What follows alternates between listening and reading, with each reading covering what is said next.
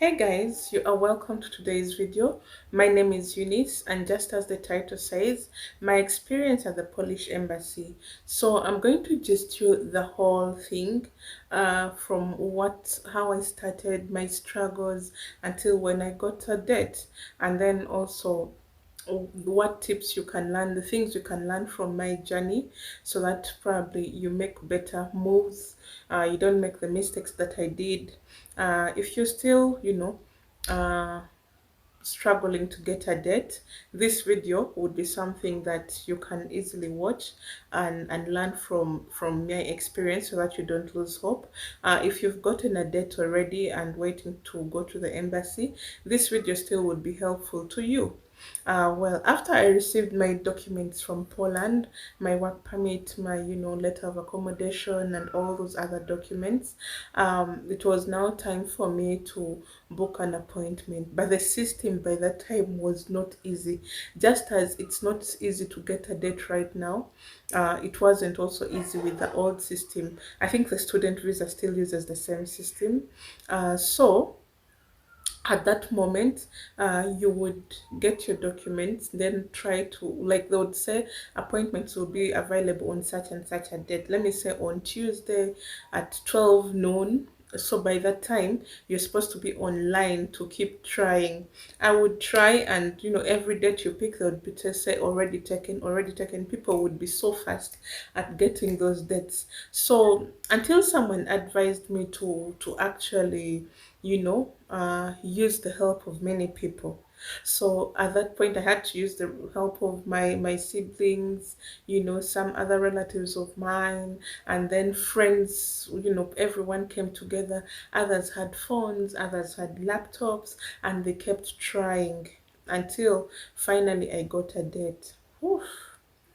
The next thing was for me to travel to Nairobi in Kenya for that appointment, because the embassy, like, we don't, the Polish embassy, in Kenya is the one that gives out visas. In Uganda, there's nothing like that. So if you're from a country that you have to travel to the next country for your appointment, make sure you go early, maybe a day before, so that you prepare enough and get to know the area, if it's your first time in that country, and so forth. So I had to travel on Sunday for my appointment on Tuesday, so that you be there on time as well. So, and remove all the panic. Each time when you reach late, you panic and you end up messing up, right? So I reached there, and I travel. I reached there, and you know the next day, I moved to the embassy. Uh, Once at the embassy, there's a security personnel from Kenyan actually, who first he asks you, he's a bit, are you supposed to be here? Where are your documents? Let me see. So he goes through your papers, he sees the point where the appointment date is, and then he goes ahead and tells you to register somewhere. So you register in a book. Okay, then you sit and wait. There are other people waiting there in that sitting area. There are people that have come to pick their passports, people that they, what they do first is to first interview those who are coming for appointments, and then those who are coming to pick their passports, go after. So I find somewhere to sit, and oh God, people come, I noticed that people are not overly dressed, people are dressed casually. And me, I came like someone going for an interview. I was very smart and all that, you know. Uh, but then I was like, why are these people dressed like this? And remember, the kind of job you're going for, mm-hmm, also matters. Someone going as factory worker or something of a sort, and then you come overly dressed in a suit, in what, as if you're going for a white collar job. There's a difference in that. So what happened is that I sit and wait. So there's a Polish security personnel, very handsome, at the entrance of the interview room. He calls people one by one. So the next thing, someone calls me out, and I go there. He checks me, making sure you have nothing harmful, and then he tells you to go in. So once inside, I'm like, oh, he actually, that officer checks your money, and then you go to where you're going, the window you're going to be interviewed from. I reach there, the lady tells me, do you have all your documents? I say, yes. I give her everything, the photocopies and my originals. She goes through them, she gives me back my originals, she remains with the others. So she goes through page by page. Meanwhile, I'm so nervous. In that if someone just did this, I would get shocked, and I was so nervous. I didn't know what was next. She looked at me, she was like, then she continued. She was an elderly lady. So after she checks through all the documents, the next thing she asks me is the money. I give her the 80 euros by that time. And she checks it very well. She puts it there, and then she gives me a receipt, for two. So after she gives me the receipt, uh, she tells me, you'll come back after 14 working days. The date is on the receipt. I'm like, okay.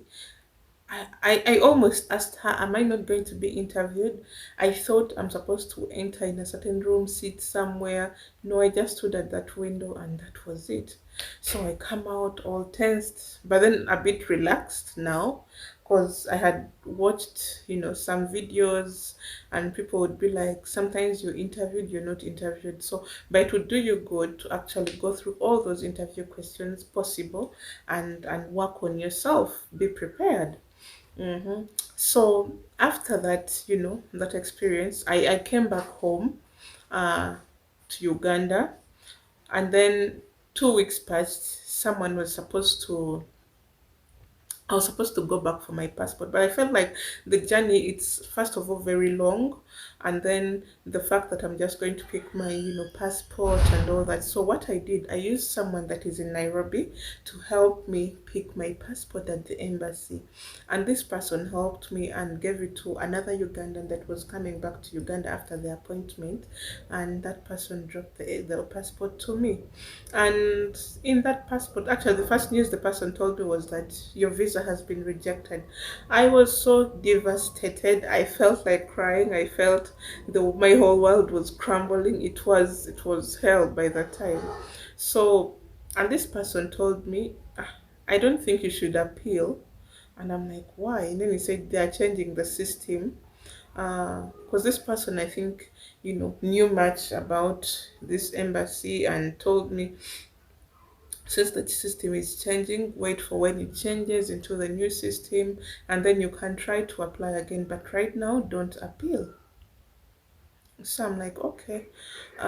Once I received my passport with that white paper inside, because that paper will clearly give you the reasons as to why your work permit, your visa has been rejected. So my visa was rejected on two grounds. One, that they were not sure about my job in Poland. Then two, they were not sure if I will return after my contract is done. So, guys, with those reasons, it leads me to say this: make sure you know, make sure your job is legit. First of all, these people are going to verify. Make sure the job you're going for, the company or agent you're using is legit.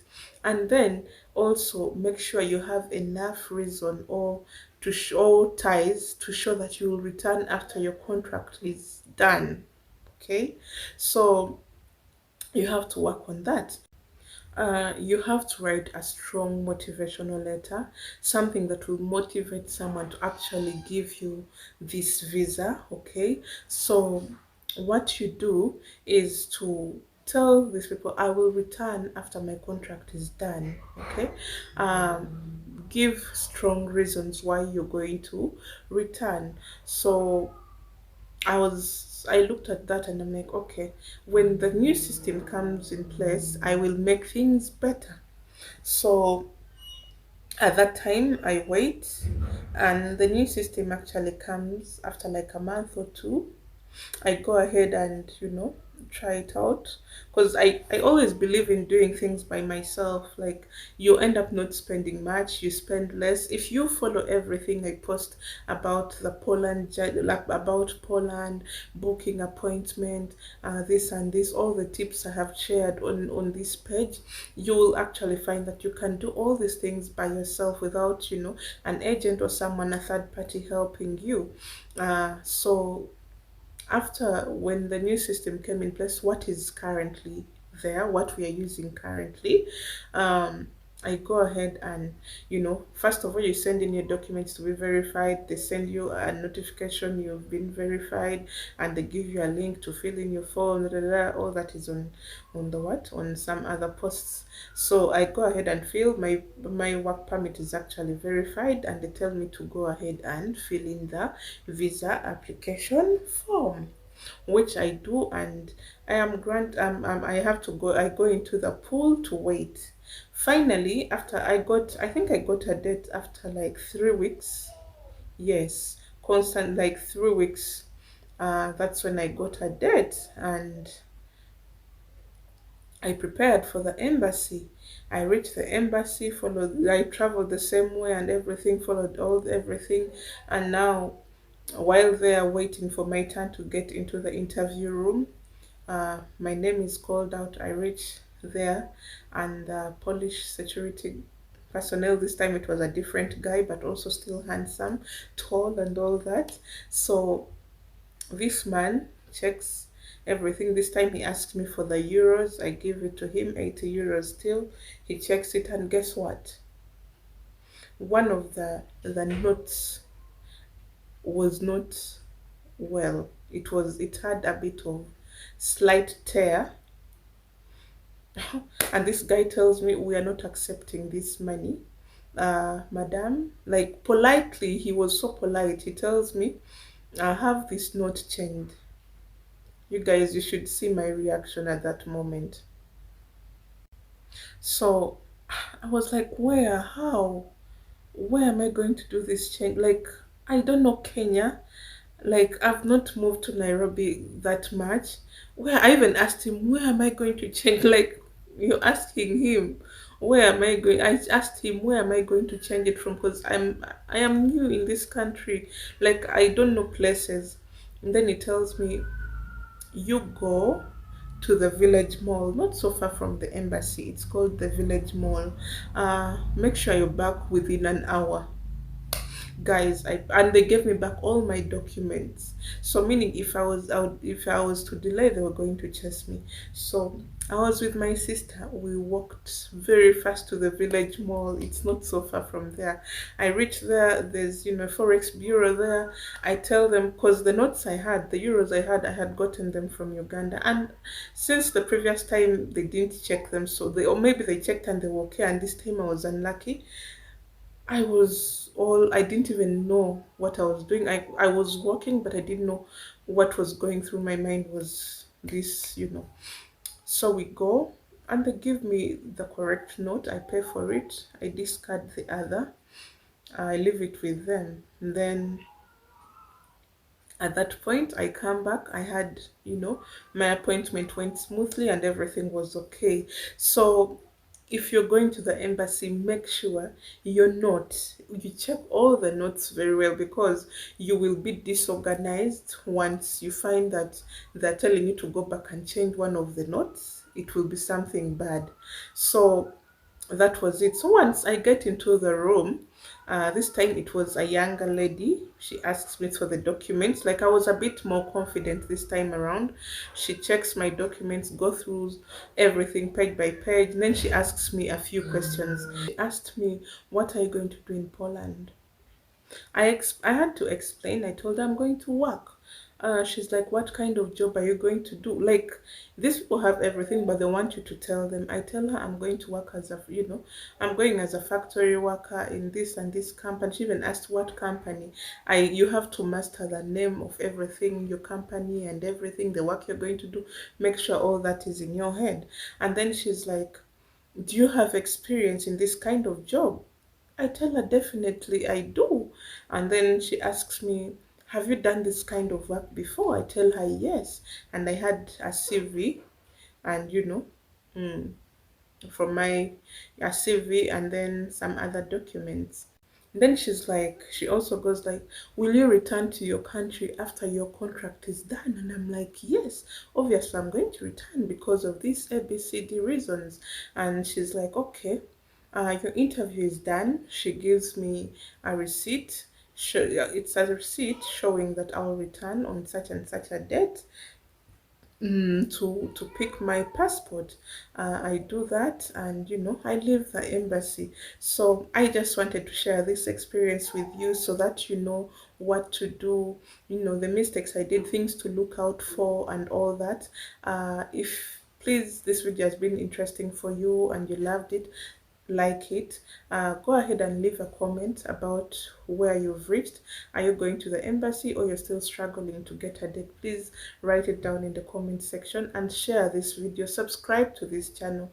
I love you all. I wish you the best in your journey, and yeah, thank you. Bye.